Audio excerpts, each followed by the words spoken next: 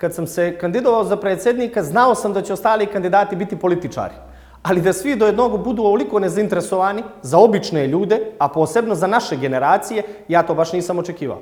Sad ću ja da vam rečem nešto. Gledao sam ih malo što pričaju, oni su samo napamet naučili ono što treba da kažu i ne razumiju ništa. Zamislite vi kandidate, a posebno one koji predstavljaju da su mladi, da pričaju o Evropskoj uniji i to što će oni uraditi da mi dođemo do tamo. A da nijednom ne pomenu mlade generacije. Ja priznajem, stvarno priznajem, jednom sam povjerovao 2020. godine. Vjerujte mi, stvarno sam mislio 30. avgusta uveče da će doći do nekih promjena i bio sam za te promjene. I što se desilo? Dobili smo ama baš sve isto, ako ne i gore.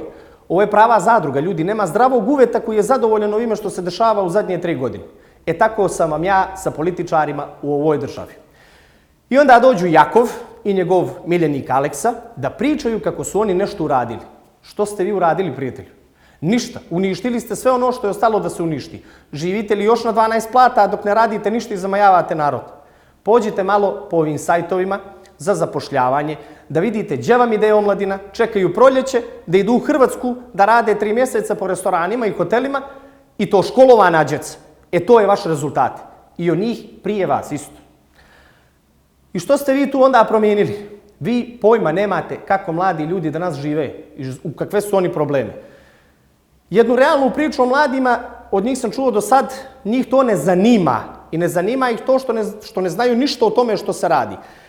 Zato sam razočaran potpuno u to što vi zovete promjenama. Mislim da narod još veruje u to, jel? Jel vi mislite to? Pa doći će izbori da vidite vjeruju li vam. Jedine promjene u Crnoj Gori može da donese čovjek koji ne dolazi iz politike, koji dolazi iz ljudi, koji razumije ljude, koji je prošao sve što se moglo proći i što nema nikakve veze sa partijama, koji nikome ništa duguje i koji ne živi od narodnih para. Ko je to na ovim izborima, to ćete vidjeti sami, dragi građani. Tako da dobro razmislite hoće li vas političari i dalje lagati, a samo završavati svoj posao.